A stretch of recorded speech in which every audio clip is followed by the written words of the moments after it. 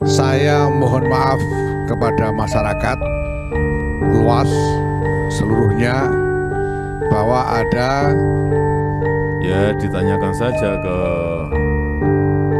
PBNU karena sikap pemerintah itu jelas. beberapa orang dari kalangan Nahdlatul Ulama yang tempo hari pergi ke Israel melakukan engagement di sana. Kalau makna kunjungan itu ingin mendiskusikan perdamaian, itu boleh saja. Saya sering berdiskusi dengan Israel untuk bagaimana tercapai perdamaian. Kami mengerti dan sangat memaklumi bahwa ini, dan kami merasakan hal yang sama, bahwa hal ini adalah sesuatu yang tidak patut di dalam konteks suasana yang ada saat ini.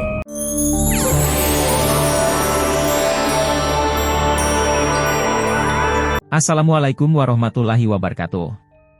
Halo guys, selamat datang di channel Kabar Nusantara, informasi seputar berita di Nusantara. Di sini saya akan membagikan video mengenai Gus Nadir sebut 5 kader NU yang berkunjung ke Israel terjebak propaganda. Tonton sampai habis ya. Wahai saudaraku sekeyakinan, mari subscribe channel saya. Jika Anda subscribe, maka otomatis Anda membantu saya. Dengan membantu orang lain, Anda bisa masuk surga.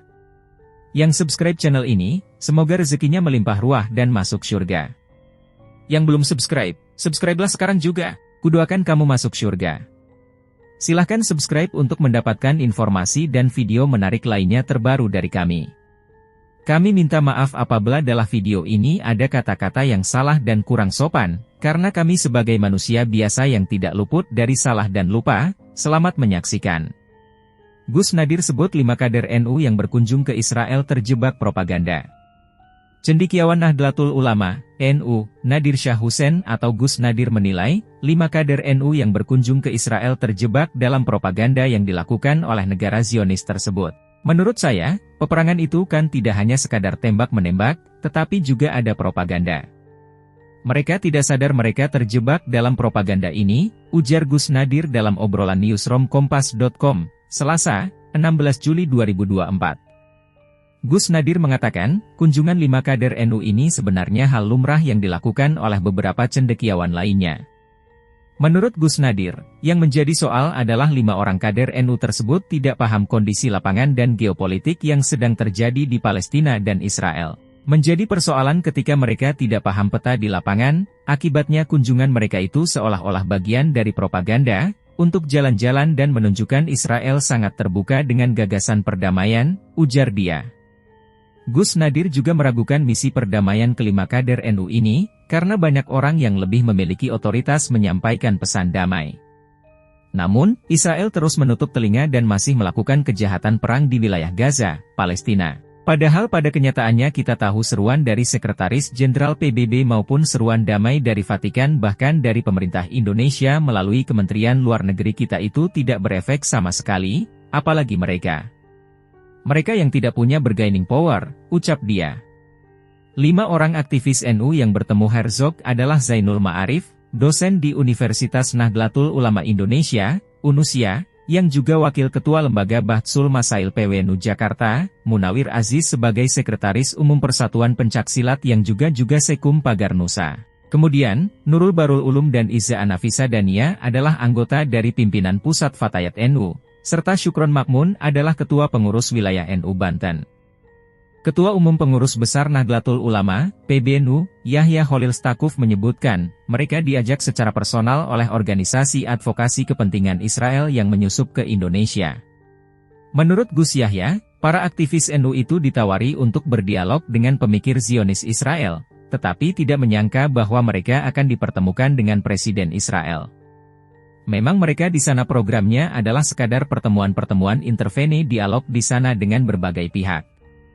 Katanya tanpa agenda pertemuan dengan Presiden Israel sebelumnya, dan itu mendadak di sana, ujar Gus Yahya. Gus Yahya pun telah mengucapkan permintaan maaf atas tingkah 5 kadernya ini dan akan menjatuhkan sanksi sesuai aturan internal organisasi.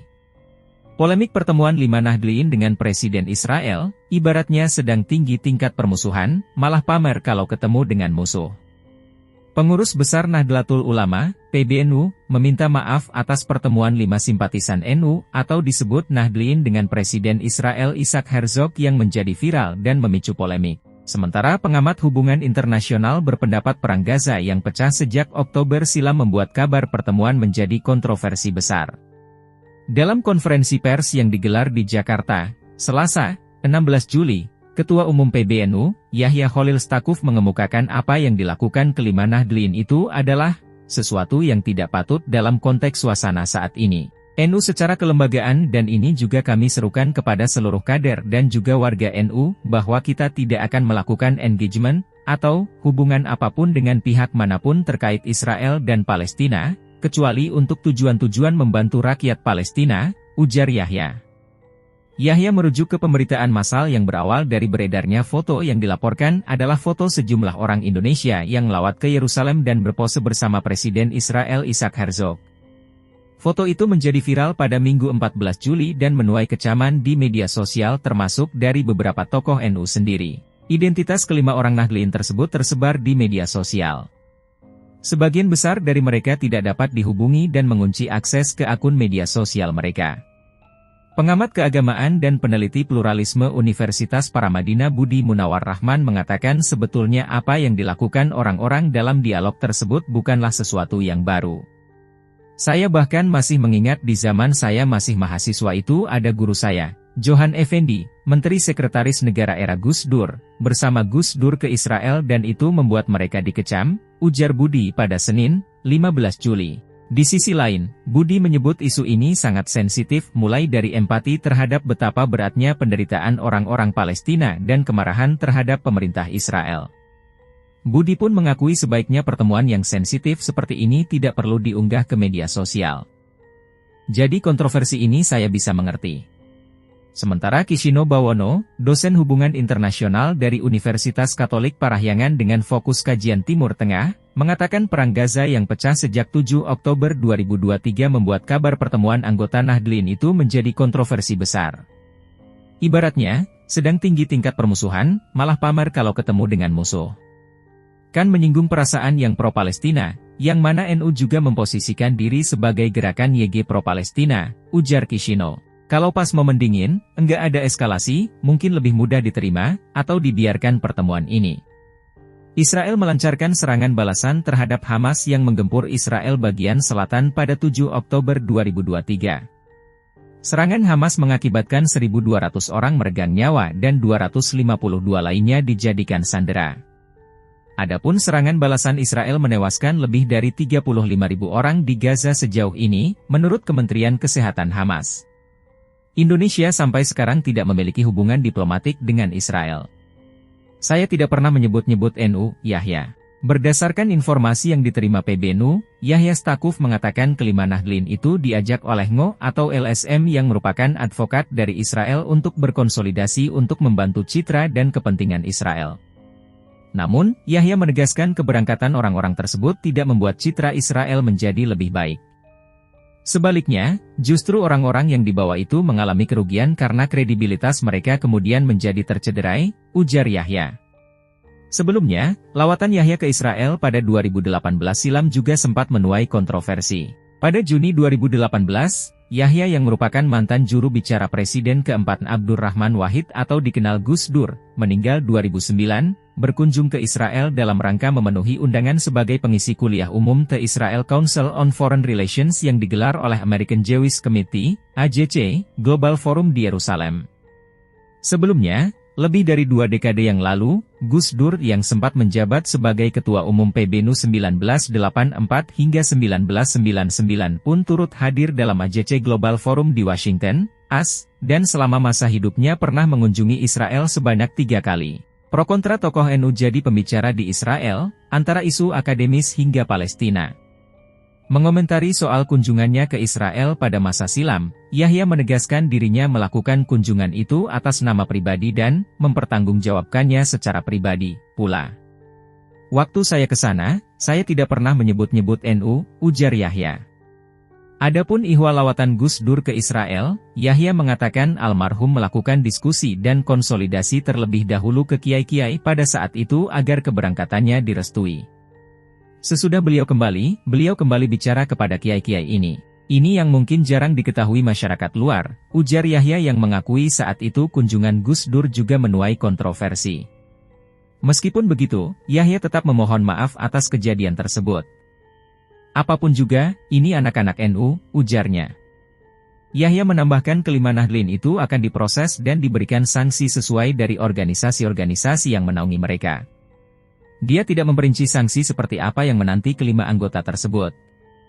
Dalam konferensi pers di gedung PBNU pada Selasa, 16 Juli, Yahya didampingi Sekjen PBNU Saifullah Yusuf, Rektor Universitas Nahdlatul Ulama Indonesia, UNUSIA, Juri Ardiantoro, Ketua Pengurus Wilayah Nahdlatul Ulama, PWNU, Syamsul Ma'arif, Ketua PWNU, Ketua Umum PP Pagar Nusa Nabil Haroen, dan Bendahara Umum PP Fatayat NU Wildatus Sururo. Ketua Lembaga Infokom dan Publikasi, LTN, PBNU, Ishak Zubaidi Rakit, merilis nama-nama dari kelima Nahdlin tersebut termasuk organisasi yang menaungi mereka termasuk UNUSIA, PWNU Banten, Pagar Nusa, dan Fatayat. Dihubungi terpisah, Ketua Umum PP Fatayat NU Margaret Aliatul Maimunah mengonfirmasi adanya 2 orang pengurus PP Fatayat NU yang termasuk dalam 5 orang yang bertemu dengan Presiden Israel.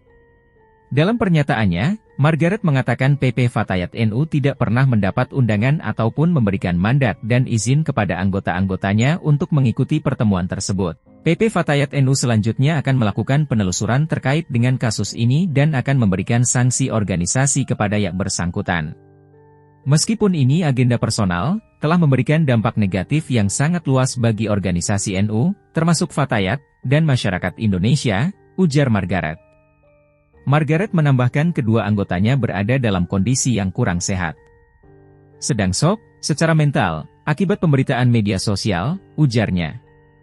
Dialog Lintas Iman. BBC News Indonesia berupaya mengontak sejumlah anggota NU yang disebutkan ada di foto tersebut sejak Senin 15 Juli. Pada Selasa 16 Juli, salah satunya merespon dengan tautan dari laman YouTube-nya. Mengenai misi utama saya, dan kawan-kawan.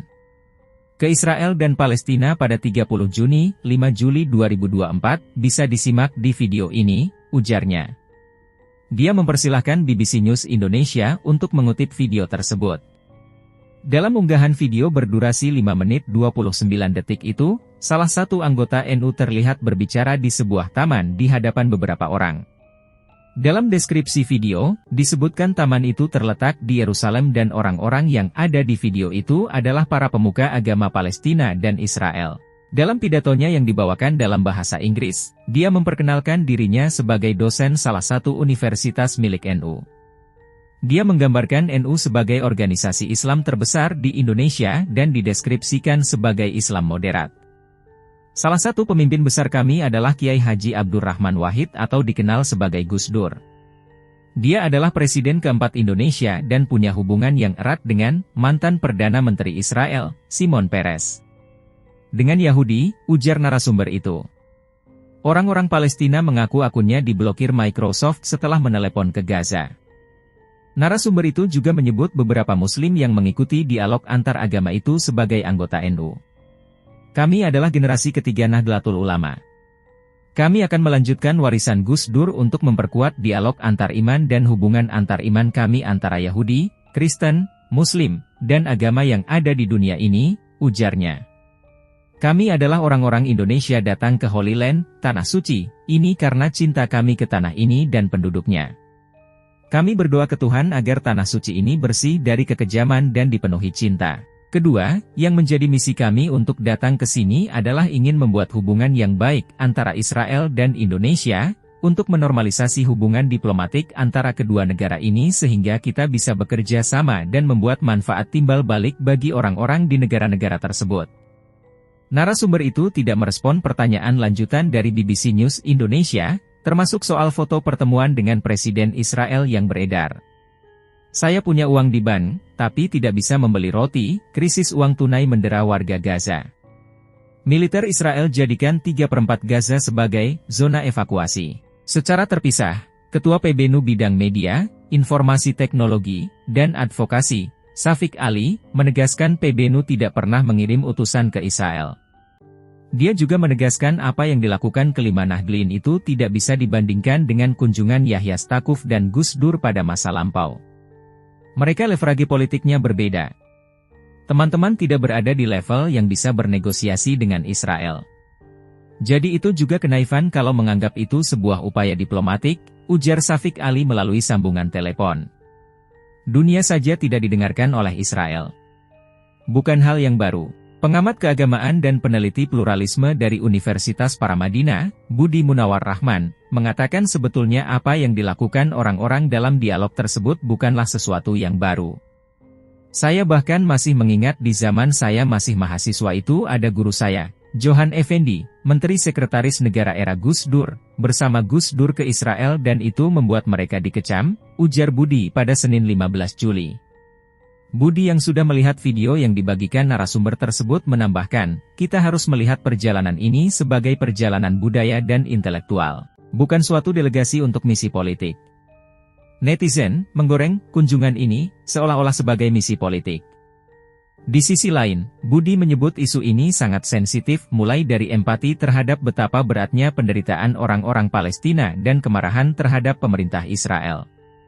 Jadi kontroversi ini saya bisa mengerti. Budi menyebut apa yang dilakukan orang-orang itu bisa dipandang secara positif, ini juga akan memperkaya bagaimana wawasan mereka tentang di Israel sekarang.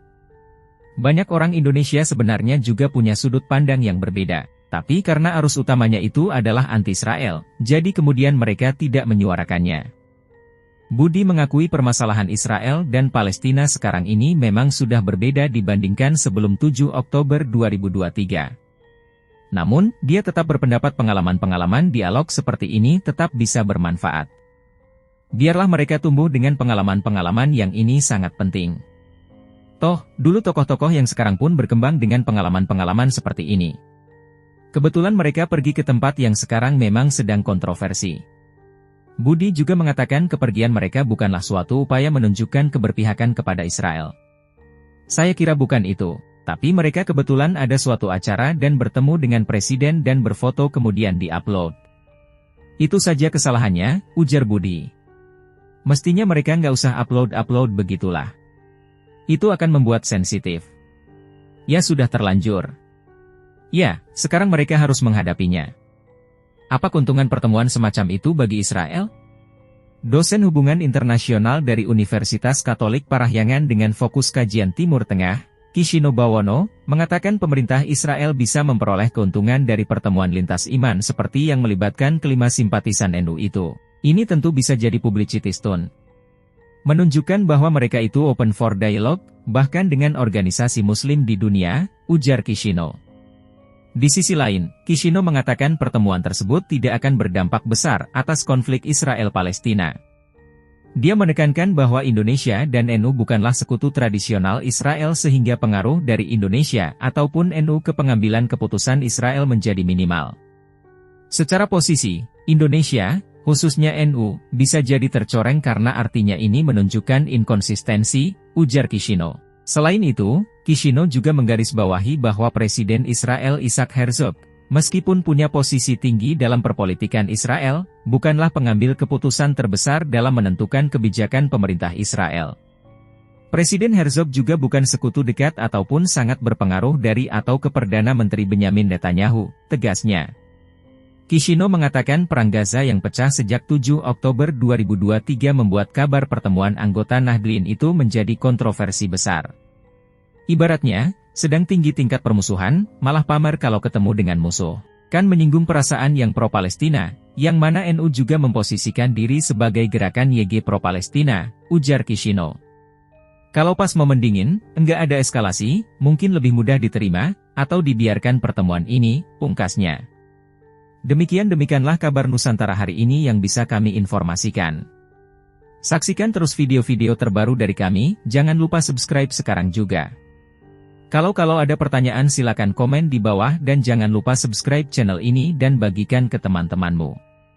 Salam Nusantara. Wassalamualaikum warahmatullahi wabarakatuh.